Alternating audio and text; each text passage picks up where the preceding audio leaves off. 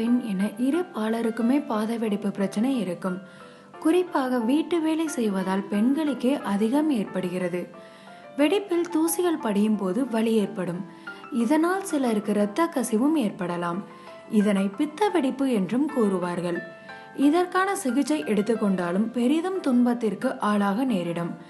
வாங்க, வீட்டிலேயே இந்த வெடிப்புகளை எப்படி போக்குவது என்று இப்போது நாம் பார்ப்போம். குப்பை மேனி தைலம். குப்பை மேனியை பயன்படுத்தி பாத வெடிப்பு பிரச்சனைகளை சரி செய்யலாம். ஒரு பாத்திரத்தில் சிறிது விளக்கெண்ணெய் எடுத்துக்கவும். இதனுடன் மஞ்சள் பொடி, குப்பை மேனி இலை பசையை சேர்த்து தைல பதத்தில் காய்ச்சி எடுத்துக்கொள்ளுங்கள். இதனை இரவு நேரத்தில் தூங்க செல்லும் முன் பூசி வர பாத வெடிப்பு சரியாகும், பாதமும் அழகு பெறும். பட்டை. பட்டை பாத வெடிப்பிற்கு ஒரு சிறந்த மருந்தாக அமைகிறது. பட்டைகள் பச்சையாக இருக்கும்போது இடித்து பசையாக்கி பாத வெடிப்பு உள்ள இடத்தில் கட்டி வைத்தால் வெடிப்பு சரியாகும், பாதம் அழகு பெறும். மஞ்சள். மஞ்சள் பொடியுடன் சிறிது சுண்ணாம்பு, விளக்கெண்ணெய் சேர்த்து கலந்து பாத வெடிப்பு உள்ள இடத்தில் இரவு நேரத்தில் நன்றாக அழுத்தி தேய்த்து காலையில் கழுவி வர பாத வெடிப்பு உடனே சரியாகிவிடும். பப்பாளி.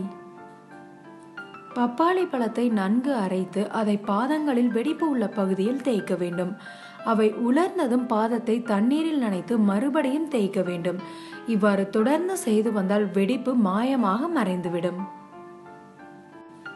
எலும்பிச்சை. கால் தாங்கும் அளவிற்கு தண்ணீரை சூடாக்கி அதில் சிறிது உப்பு மற்றும் எலுமிச்சை சாற்றை சேர்க்க வேண்டும். அந்த தண்ணீரில் பாதத்தை சிறிது நேரம் வைத்திருக்க வேண்டும். பின் பாதத்தை சொரசொரப்பான பிரஷை கொண்டு தேய்த்து கழுவினால் பாதத்தில் காணப்படும் கெட்ட செல்கள் உதிர்ந்துவிடும். இதனால் வெடிப்பு ஏற்படுவது அறவே நின்று பாதங்கள் மென்மையாக மாறிவிடும். வேப்பிலை. வேப்பிலை, மஞ்சள் ஆகியவற்றுடன் சிறிது சுண்ணாம்பு சேர்த்து அரைக்க வேண்டும்.